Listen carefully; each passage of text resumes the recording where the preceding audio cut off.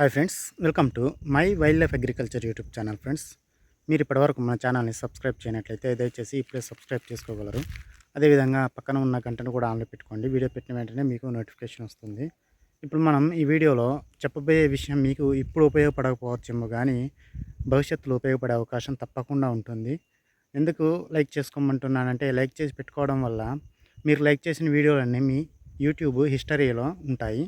ఒకసారి లైక్డ్ వీడియోకి వెళ్ళినట్లయితే అక్కడ మీకు ఇవి కనిపిస్తూ ఉంటాయి. పదే పదే చర్చ చేయకుండా మీరు లైక్ చేసినటువంటి వీడియోలు అందులో చూసుకోవచ్చు. ఇన్ఫర్మేషన్ మీకు భవిష్యత్తులో ఉపయోగపడుతుంది కాబట్టి ఈ విషయాన్ని చెప్తున్నాను మీకు.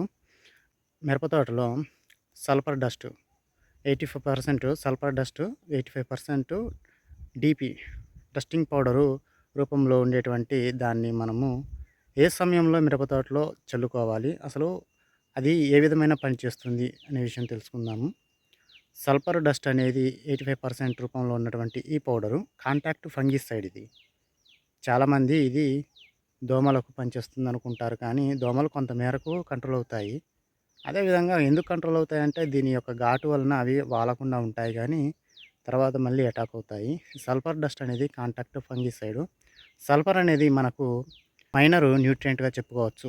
మేజర్ న్యూట్రియంట్స్ ఎన్పికేలు, మైనర్ న్యూట్రియంట్స్ సల్ఫర్ మరియు కాల్షియంగా చెప్పుకోవచ్చు. మైక్రో న్యూట్రియంట్స్ వేరే ఉంటాయి. Major, minor, micro.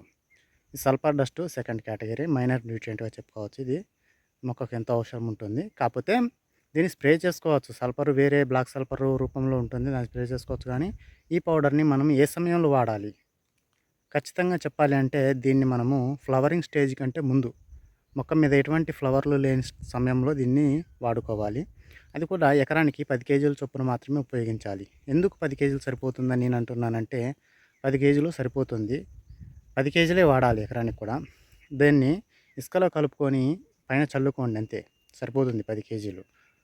ఒకవేళ మీరు దీన్ని చల్లకున్నా పెద్దగా లాస్ ఏమి ఉండదు. ఎందుకంటే ఈ సల్ఫర్ డస్ట్ అనేది ఫ్లవరింగ్ స్టేజ్లో చల్లినట్లయితే ఫ్లవర్ యొక్క పుప్పొడి మీద ఇది స్ప్రెడ్ అయిపోయి, అంటే పుప్పొడి మీద ఇది ఉండి ఆ పుప్పొడి అండాశయాన్ని చేరకుండా ఆపుతుంది, అడ్డుకుంటుంది. ఈ సల్ఫరు ఆ ఫ్లవర్లోని పుప్పొడిని, అండాశయాన్ని చేరకుండా అడ్డుకోవడం వల్ల అవి పిందెలుగా మారవు. అవి పిందెలుగా మారినట్లయితే టైం అయిపోయిన వెంటనే అవి రాలిపోతుంటాయి. అంటే దీని యొక్క ఉద్దేశం ఏంటంటే, సల్ఫరు ఫ్లవరింగ్ స్టేజ్లో చల్లుకున్నట్లయితే ఫ్లవర్ అంతా రాలిపోవడం జరుగుతుంది. ఈ ఫ్లవర్ రాలిపోవడం వల్ల మనకు దిగుబడి అనేది తగ్గిపోతుంది. స్టార్టింగ్ స్టేజ్లో ఉన్నటువంటి ఫ్లవర్ని ఆఫ్ చేసుకున్నట్లయితే మనము 30 క్వింటాల టార్గెట్ను చేరుకోగలుగుతాము. ఏ సమయంలోనైనా ఫ్లవర్ డ్రాపింగ్ని కంట్రోల్ చేసుకోవడం వల్ల మాత్రమే 30 క్వింటాల పైకి దిగుబడి తీసుకోగలుగుతాము. అంటే మనం అధిక దిగుబడి తీసుకోవాలనుకుంటున్నామంటే ప్రతి ఒక్క చిన్న విషయాన్ని కూడా గమనిస్తూ, ప్రతి ఒక్క విషయాన్ని కూడా మనం అర్థం చేసుకొని ఆ విధమైన సస్యరక్షణ చర్యలు తీసుకున్నట్లయితే 30 క్వింటాల దిగుబడిని పొందే అవకాశం ఉంటుంది. అంటే దీని ఉద్దేశం మీకు అర్థమయ్యే ఉండాలి పాటికి. ఎందుకంటే సల్ఫర్ డస్ట్ని కేవలం మీరు ఫ్లవరింగ్ స్టేజ్ కంటే చాలా ముందు ఎర్లీగానే చల్లుకోండి. ఒకవేళ చల్లుకోవాలని అనుకున్నట్లయితే, ముడత మందు అనుకుంటారు కదా చాలామంది, ముడత ఉందనుకున్నప్పుడు ఫ్లవరింగ్ స్టేజ్ కంటే ముందే చల్లుకోండి. ఫ్లవరింగ్ స్టేజ్లో ఎట్టి పరిస్థితులలో చల్లకండి, ఫ్లవర్ని డ్యామేజ్ చేస్తుంది ఇది. దీనికి బదులు స్ప్రే చేసుకోండి కాంటాక్ట్ ఫంగిసైడ్.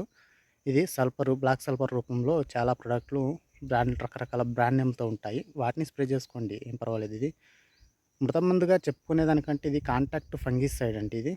ఈ వీడియోలో నేను చెప్పే విషయం మీకు పెద్దగా వినిపించకపోవచ్చు, వాల్యూమ్ తక్కువగా రావచ్చు. కారణం ఏంటంటే నాకు ఫీవర్ ఉండడం చేత ఈ విధమైన, అంటే సౌండ్ తక్కువగా వస్తుంది. దయచేసి కొంచెం వాల్యూమ్ పెట్టుకొని చూడండి.